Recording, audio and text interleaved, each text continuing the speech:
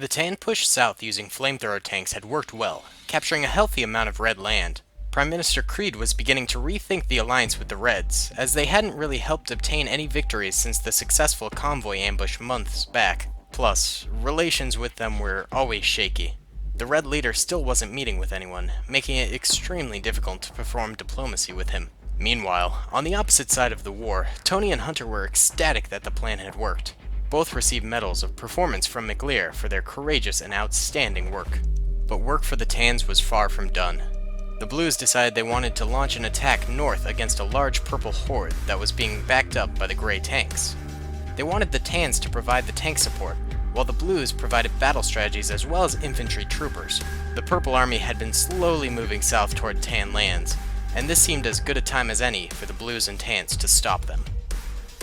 Hey guys, what's going on? Daily Tactics here, and today we are back with another episode of the Army Men Civil War series, and today we have an epic clash of two titans in this battle. We have the Blues and the Tans in their new alliance versus the Purple and the Grays in their new alliance. Two out of the three alliances are fighting in this battle, and I think in the future I'm definitely going to do a three alliance free-for-all, because I think that would be a very, very cool thing to do.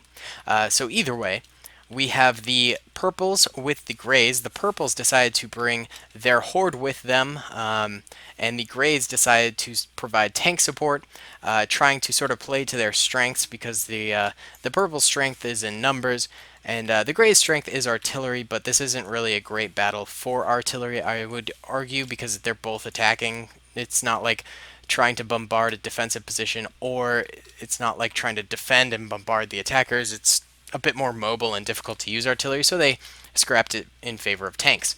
Now for the Blues and Tans, the Blues have brought their infantry forward, of course a lot less than the Purple infantry, but they do have better health and armor, so they're going to be efficient in that way. The Tans have brought their tanks, and of course they have amazing tanks. Well, I wouldn't say they have amazing tanks. They have amazing tank production, therefore they have more tanks. So they've got some of these Pershings, they've got more of these Sherman 76s, and some of these M24 Chaffies, while the Grays brought T-34 76s as well as, actually those might be 80s, T-34 85, sorry, something like that. And they've brought IS-3s, which these have not been seen in the series yet, but they are absolute beasts. They're huge tanks, and they can take a beating. So it'll be interesting to see the Pershings face off against those. So yeah, either way, let's go ahead and press start here. And both sides should start moving forward here, and it does look like they are indeed. Of course, we have our normal sprinters here, who we're going to try our best to slow down, because they love to be dumb and just absolutely book it into the the beginning of the area. I don't know why they do this sometimes and then sometimes they don't, but I'm trying to stop it. First shot has been fired by an M24 Chaffee. No return fire quite yet. There it is. An IS-3 firing over here, absolutely busting the top off of this Chaffee. I have to say, I think Tan tanks might be actually becoming obsolete in this war. This Sherman 76s have not been performing as well as they normally do. Their Pershing is really the only thing that's competing with the Purple and Gray tanks, and even those are getting beat up a little bit. Their M24 Chaffies, they're of course a lighter tank, so they're mainly for anti-infantry and anti-vehicles, but I mean, right now those aren't even doing that well.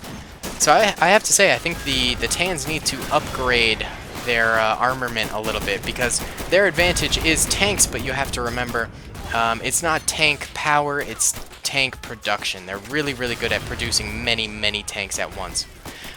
So either way, lots of Purple soldiers are biting the dust here, as they have very, very low health, so they can get one or two shot very easily, compared to the Blues, which can absorb like 3 or 4 shots before going down. Tan vehicles are actually doing well. They're taking out a lot of these T-34 76s, but I am seeing a lot of the IS-3s remaining up after taking a few shots. So not great to see for the Purples and Grays. It is pretty laggy because this is a huge battle. Alright, and lots of the Tan tanks begin to go down. We see the Shermans just popping their tops off with just full of fire, really. It's It's tough out here. A few of the crew members bailing out, going to give infantry support now, I suppose. Ooh, absolutely brutal. Yeah, so I'm actually recording this in my dorm room where it is like 95 degrees, and I don't have the fans on because I don't want the audio to be absolutely crap. And I don't have the window open because I don't want noise pollution coming in. So it's just absolutely brutal right now. It's so hot. It's crazy. The things I do for it. Whatever. It's fine. We'll get through this. So we see a Sherman coming forward here and beginning to fire at the purples that are just very, very close here. I don't know. Maybe all of the gray tank's already dead? No, we got an IS-3 over here, although it is slightly on fire, which is never a good thing for your tank to be. But it's firing at some more of these Shermans over here. Very, very few of the Tan tanks, I would say, are remaining. There's a few in the middle, but many of them got knocked out. And I would say all of the IS-3s for the Russians are absolutely just devastated. We have a whole group of the Purple Horde over here fighting back in the woods. Let's go into slow-mo for a little bit and just observe the battle. Alright, so these guys are proceeding through the forest, finding their M4A1s, a few of them getting knocked over and dying. Grease Gunner going off, going ham, an M16A4 soldier. Looks like Vietnam in here. Very, very cool, especially with the tall grass that's going on. Meanwhile, the blues are just absolutely advancing on these fellas, climbing forward. Their tactics have seemed to work. Their strategies, their men's training, it's all superior. Here we've got one of those hunting rifles, a new addition to the game. It kind of gives off a tiny little tick. It's very quiet, but a very, very cool weapon. So that's what's going on over here. In the middle, it looks like the Tan tanks are just sweeping up the purples over here. And on the far right side, the purples are almost non-existent. There's a few holding out on these rocks over here. But for the most part, this battle has been a sweep, and the blues and tans have come out of this super strong, and now they just have to gun down the last few peeps over here. Let's go into normal speed again. These guys are they're fighting for their lives here. They're trying their best.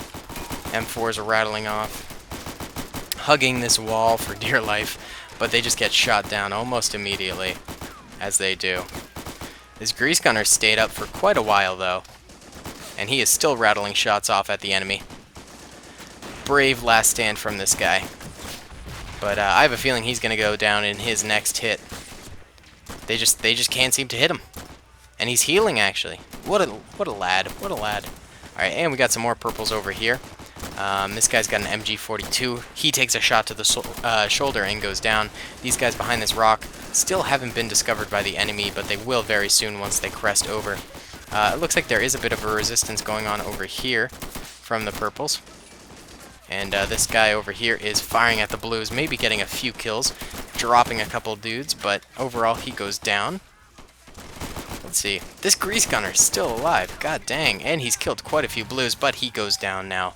The advance was just too much for him.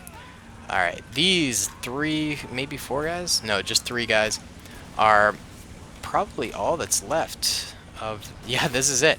Oh, and one of them gets gunned down and the other gets shot by a bazooka. So, overall, a really bad battle for the purples. They just got absolutely demolished. The purples and the grays. I think the tan tank superiority actually worked out this time. So yellow are the blues and red are the purples over here in terms of body count. And as we can see, a lot of men died on both sides, but the purples and grays came out of this way worse. So these guys are going to retake their territory and move on to the next mission. Alright guys, I hope you enjoyed this video. I know it was a little bit of a shorter episode. I promise the next one will be a lot longer.